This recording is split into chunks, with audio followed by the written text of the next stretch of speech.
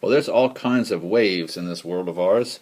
There's sound waves and light waves and lots of other kind of waves. But what we're going to focus on today is waves on a surface of water. So first let's imagine a water surface that has no wave energy in it. It is at its lowest energy point. Think of it as maybe a pond or a lake in the morning when there's absolutely no wind. That super still surface we refer to as equilibrium. If we were to add energy to this water system by, say, dropping a bowling ball in it or having wind friction drag across the surface, the way the energy would manifest itself is in a series of waves, which I will draw like this. Now these waves carry energy across the surface of this water system. Well, in order to talk about waves, we have to be able to describe them. So the top of the wave, you probably know, is referred to as the crest of the wave, and the bottom of the wave is referred to as the trough of the wave. Now, from the height from the crest to the bottom of the trough is referred to as the wave height. But that's usually not something we're that interested in physics. Mostly what we're interested in instead is the measurement from here to here, from maximum displacement from equilibrium to the top of a crest, or the displacement from the system from equilibrium to the bottom of a trough. This is what we refer to as the amplitude of the wave. Now the thing about amplitude of a wave is it is a good measure of the energy in the wave system. Let's take the same system and let's change the amplitude. And I think you'll be able to see that if I have waves with a higher amplitude, in order to make this happen, I would have to put more energy into the system than I did to make the first set of waves. Because the amplitude is higher, the system has more energy in it. So amplitude is one measurement of this. Now, for instance, a high amplitude sound wave would be a very loud wave, and a high amplitude light wave would be a very bright wave. The wavelength of the wave, which is symbolized with the symbol lambda, which I think is Greek for L, but I'm not sure. Lambda is basically, the wavelength is measured from any two center parts of the wave. So it is the distance from crest to crest, or the distance from trough to trough. For any given wave system, this should be the same measurement. Now, it might seem counterintuitive, but the wavelength of a wave is inversely proportional to the energy it carries. So, in other words, shorter wavelength waves carry more energy. Let me show you what I mean. I'm going to try to draw waves that have the exact same, that's a terrible one, have the exact same amplitude as the blue wave, but these ones have a shorter wavelength.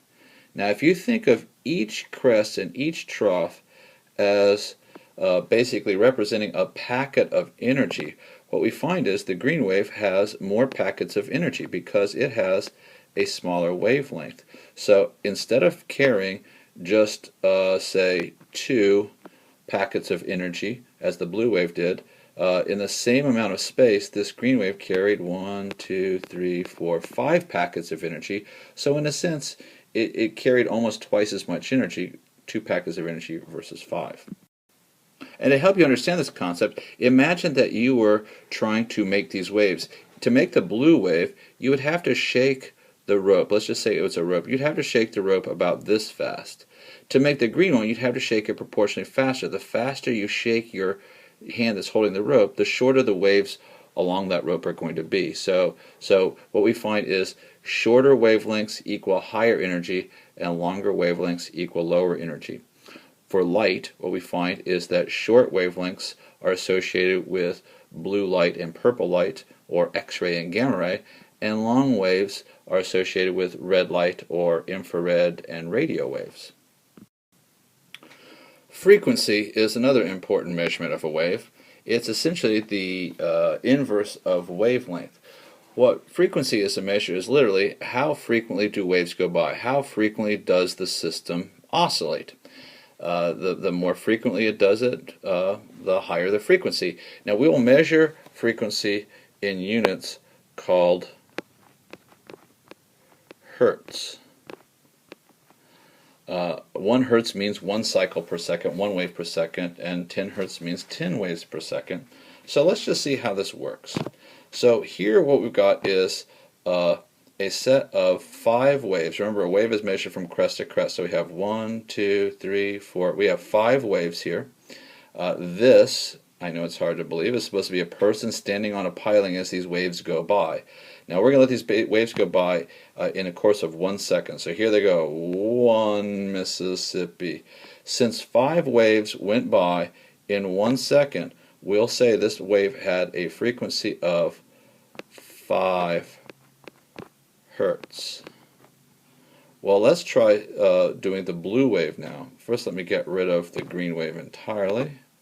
Okay, let's see, how do I get rid of that? I'm going to move it down here. Move this guy over here. Let's bring up the blue waves. Let's see what we've got here.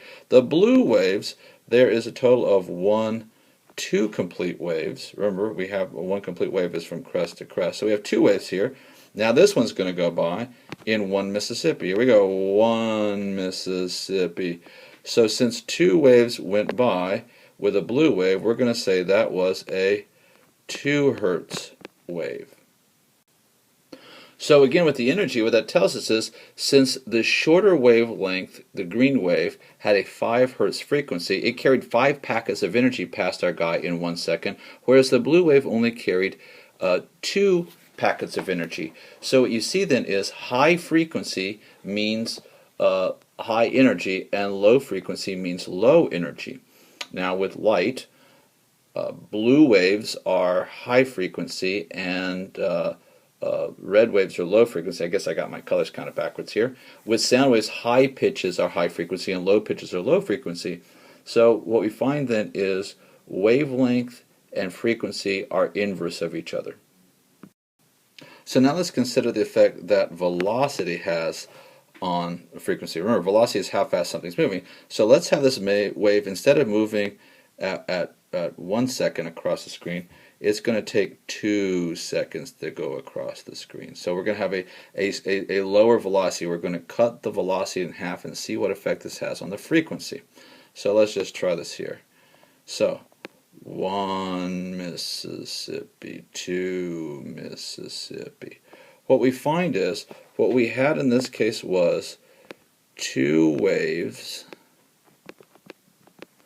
and it took 2 seconds. So therefore the frequency was 1 wave per second, or 1 hertz. Now remember, before that the blue wave was a 2 hertz wave. So by making it slower, by making it take 2 seconds instead of 1, by making it a slower wave, we made the frequency go down. Now I wonder what would happen if we had it go by more quickly. Well, let's just see what happens. Let me see if I can make this stuff go away here. Let's do this. Okay, let's try having this wave go by faster. Instead of taking 1 Mississippi, which gave us the 2 hertz wave to begin with, let's have it go by twice as fast. Are you ready? 1, 2, 3, go. 1 Mississippi. Oh, we didn't even get to the ippy part. If we had, what we would find is we would end up getting, instead, we would have gotten not 2 but 4 waves. And that 4 waves would have happened in 1 second. And that means we would have a 4 hertz wave.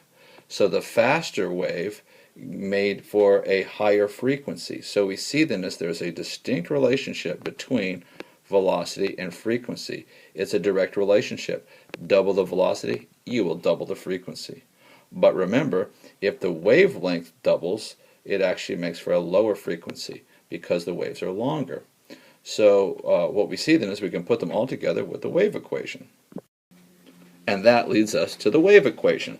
The wave equation is a fairly straightforward equation. It says that the frequency of a wave, which we'll use a fancy F, is equal to the velocity at which the wave travels divided by the wave's wavelength. So if the wave travels faster, it carries more packets of energy by, giving a higher frequency. However, if the waves are longer, at a given velocity, there's fewer waves going by, which gives lower frequency.